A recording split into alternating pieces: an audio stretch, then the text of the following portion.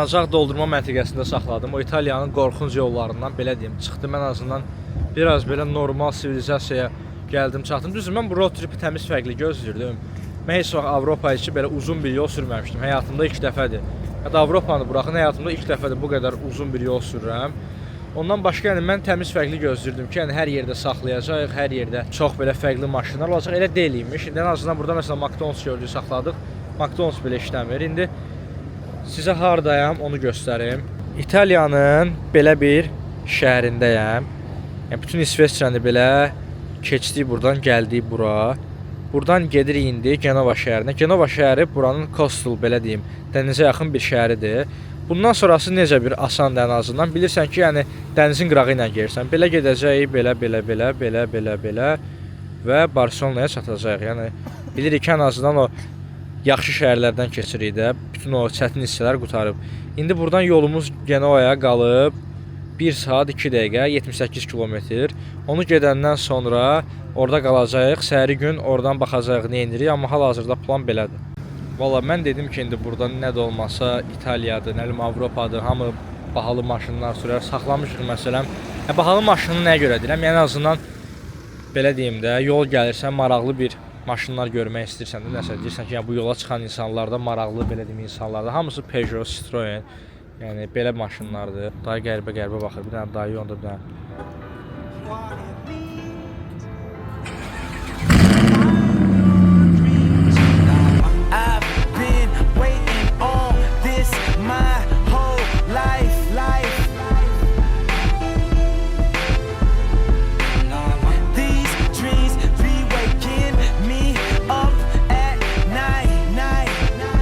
Dünən Genova şəhərində idi İtaliyanın. O qədər ölkə dəyişdi ki, artıq beynim tam olaraq başa düşmür. Hardayıq, Almaniyadayıq, İsveçrədəyik, İtaliyadayıq, Fransadayıq, hər nəsə. Oteldə yatdıq, səhər saat 6-da durduq və yola çıxdıq. Hal-hazırda bu şəhərin adı nə idi? İmperiya. İmperiya şəhərinə gəldik, çıxdıq. Dedim heç olmasa biraz tez gəlim çıxım bura, yol azalsın. Çünki hələ də yol çox qalıb. Deməli bura Fransa sərhədindən 60 kilometr uzaqda belə bir yerdir.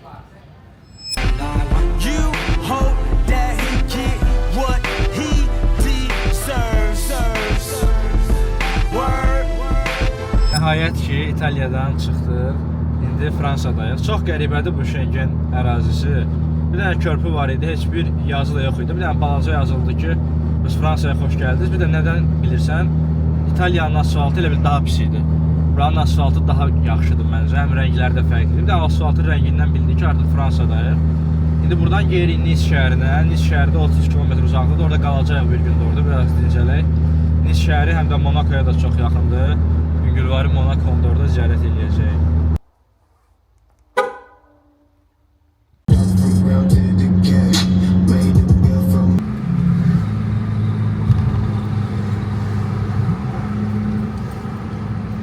Hal-hazırda Monaco'dayam.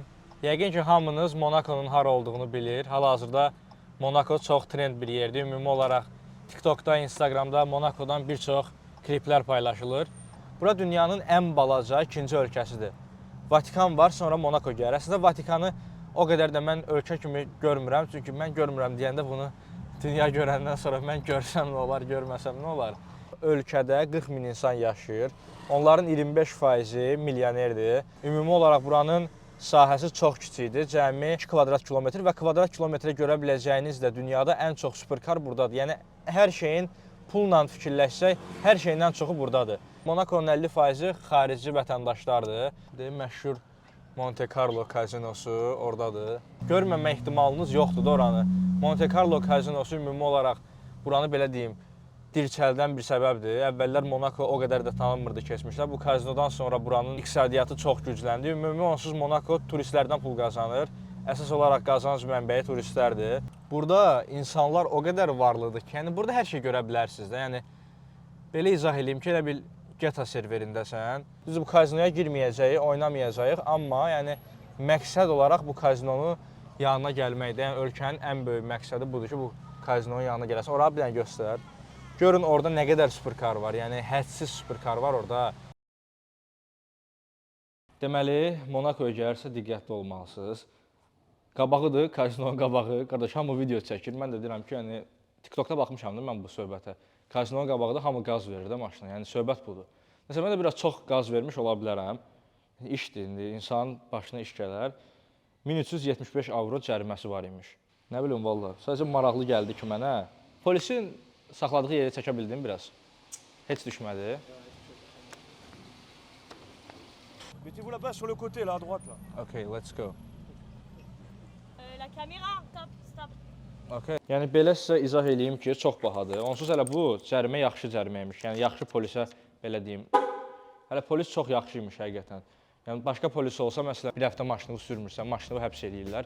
Eybi yox, onsuz da nə deyirsən, səhv yazmısan. Meet you downstairs in the bar and her. Your rolled up sleeves in your skull t-shirt. You say, why did you do with him today? And sniff me out like I was Tanqueray. Deməli Monaco necə bir yerdir? Tam olaraq pulun varsa burada şah kimi yaşayırsan.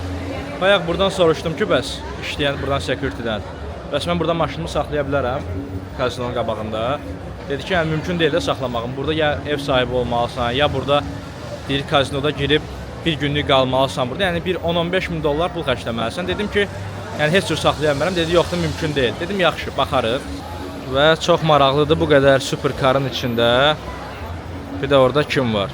Mən oradayam gördüyünüz kimi. Nə olur da burada maşını saxlayanda? İnsan bu qədər materialist olmazdı. Ümumi olaraq Monaconun gecə həyatı çox məşhurdur. Burada da bahalı maşınlar görə bilirsiniz. Yəni eksotik bir yerdir bura. Dağın yanında. Və hətta soruşdum ki, məsələn burada dron uçurtmaq olarmı? Normalda Avropanın hər yerində dron uçurda bilirsən. Burada onu da eləyə bilmirsən, heç nə eləyə bilmirsən. Maraqlı bir yerdir də, yəni eksotik bir yerdir. İnsanlar gəlir, maşınların şəklini çəkir. Yəni çəksən nə olar, çəkməsən nə olar o maşının şəklini ala bilməyəndən sonra. Həqiqətən. Pizzalarımız gəldi. Tam istədiyim pizzadır da, o İtalyan stili. Suyum buradadır. Mənimki su qardaş. Mən sudan o tərəfə keçə bilmərəm, mən də su içirəm. Bir butulka nə xəbərdir səncə? Axır ki, İspaniya sərhədinə gəldik, çatdıq. Arada heç də bir nəsə İspaniyaya xoş gəlmişsiniz kimi bir yazılı görmədim mən. Sadəcə bir də asfaltın keyfiyyəti biraz dəyişdi, bu qədər. Və bir də İspan bayrağı var idi, artıq İspaniyadayıq.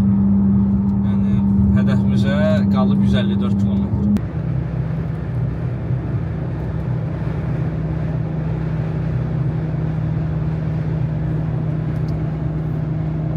Barcelona şəhərinə təmiz olaraq gəldik, çatdıq. Qalacağımız yerə 3 dəqiqə məsafə var. İndi gedək bir dənə yerləşir, ondan sonra təmiz ətraflı danışarıq.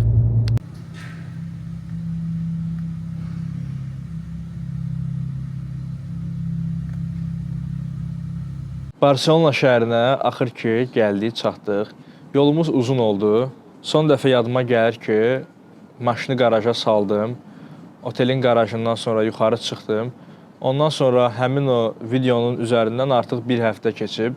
Son bir həftədir Barcelonada oteldəyəm. Əslində belə düşünürəm ki, evdə qalmaqdansa oteldə qalmaq daha yaxşıdır. Çünki burada əgər evdə qalırsınızsa, sizin oturum kartınız olmalıdır. Fərqli sənədlər istəyirlər sizdən. Mən də Estonya oturumundayam deyə. Mənim burada ev tutmağım hələ ki biraz mənim üçün çətindir və burada başlamalıyam, evləri araşdırmalıyam.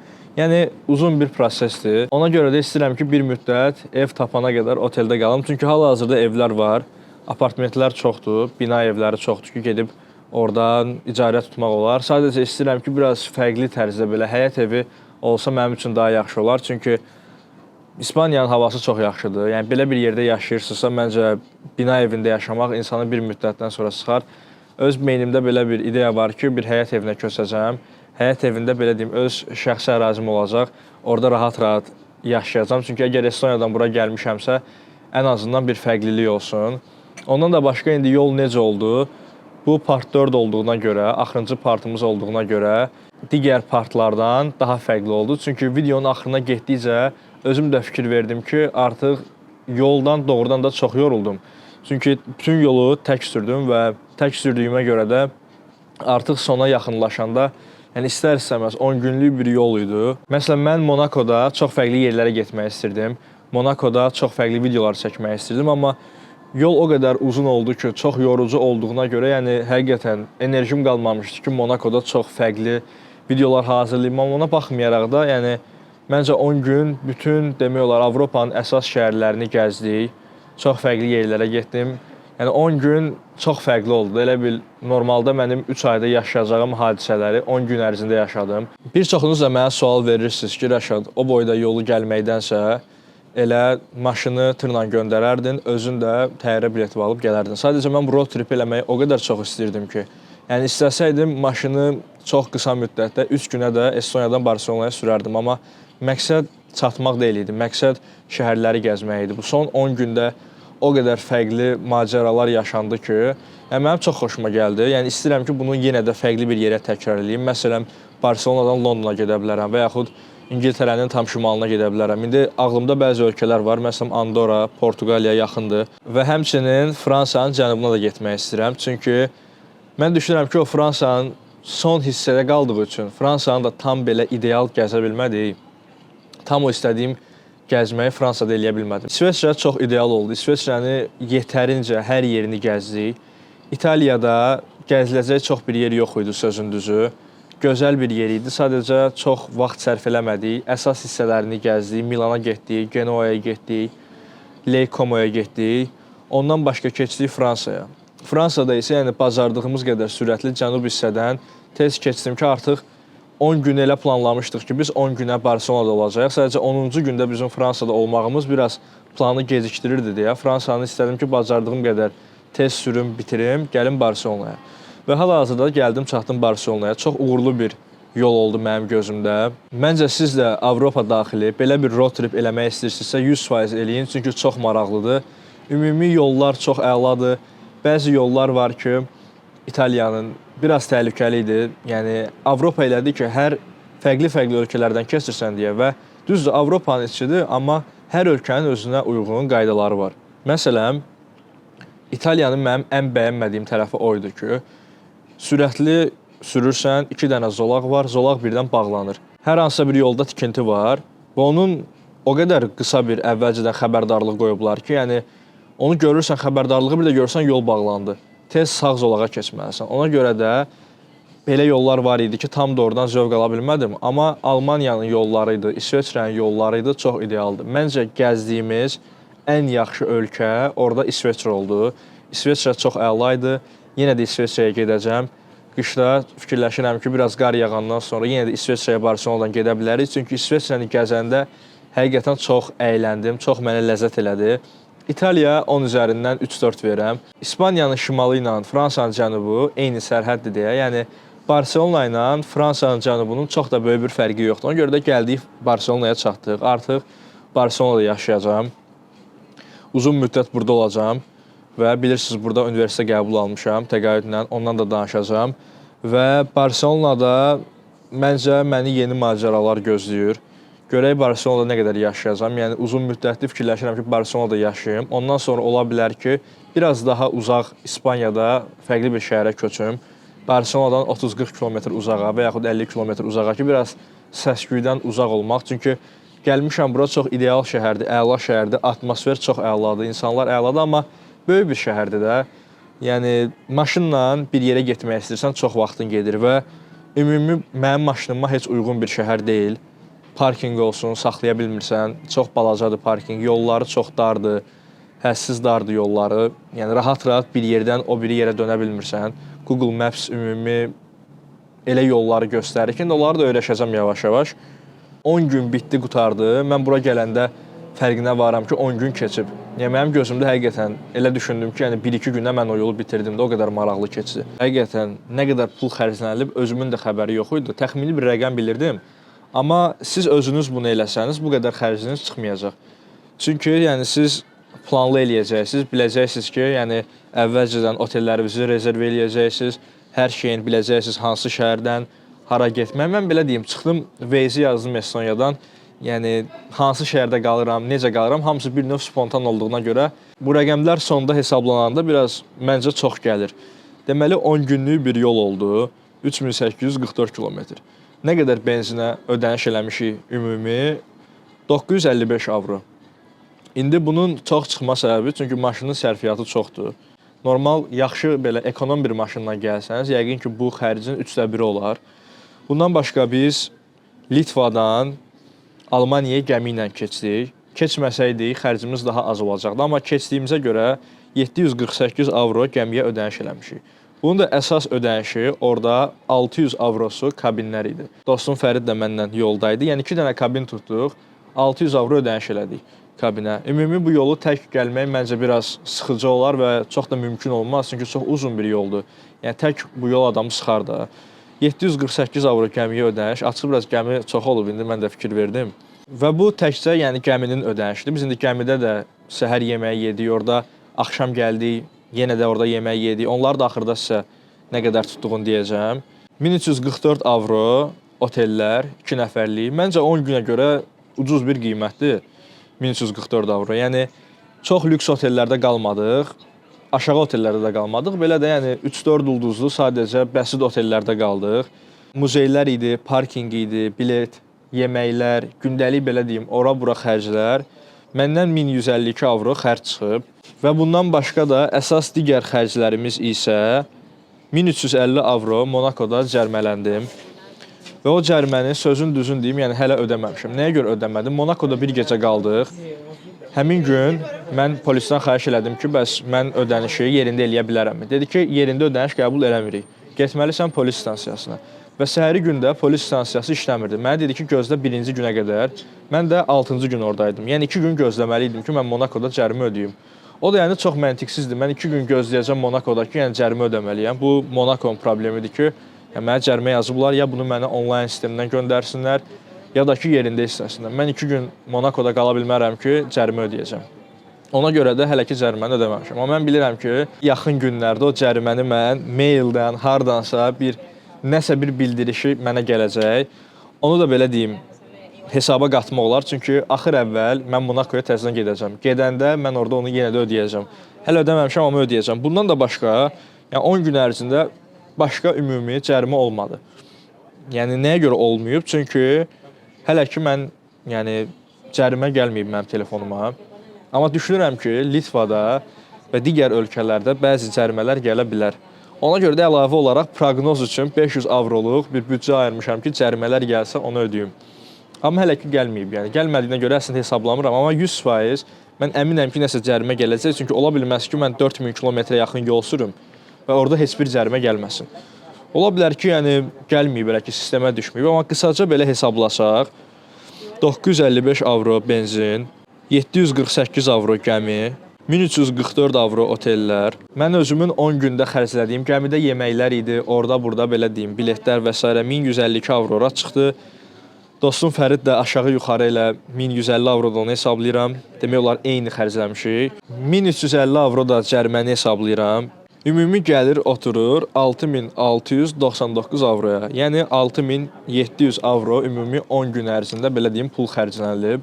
Yəni beynimdə hardasa bu civarlarda bilirdim ki, yəni bu qədər pul xərcləniləcək. Amma mən belə bir yola çıxıramsa istəmirdim ki, yəni axtarım, çünki bunu ildə bir dəfə eləyirəm. Axtarım ən ucuz otel hardadır, ən ucuz restoran hardadır, açıq, yəni qabağımıza harda çıxdı. Yəni spontan bir road trip oldu mənim üçün və çox əyləncəli oldu. Ümid edirəm bəyəndiniz siz də 4 partdan ibarət olan bu road tripi. Bundan başqa İspaniyadan videoların davamı gələcək. Sadəcə hal-hazırda bir təxmini 10 günlük də bir istirahətə ehtiyacım var ki, bu road tripin necə keçdiyini beynim proses eləsin. Bir də əsas olaraq bu xərclərin böyük hissəsi İsveçrədə oldu. Çünki yəni bir restoranda oturub yemək yeyirsiniz, 300 frank hesab gəlir. Ondan sonra muzeylərə gelirsiniz, qiymətlər bahadır.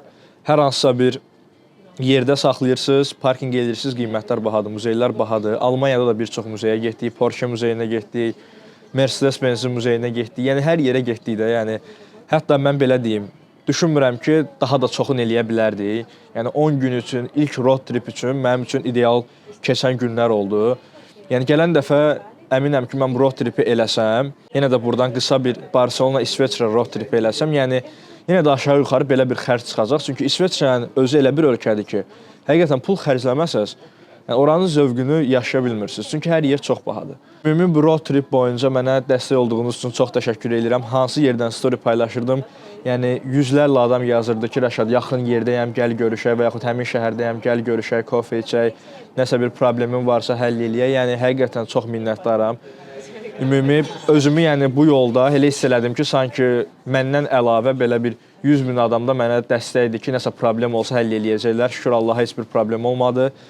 Ümumi İspaniyadan videoların davamı gələcək. Sadəcə hal-hazırda kiçik bir 3-4 gün istirahətə ehtiyacım var ki, bu yolda nələr baş verib onun beynim proses eləsin.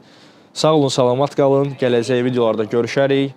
Mən də kofemi yüngülvarı içim. Özünüzə yaxşı baxın.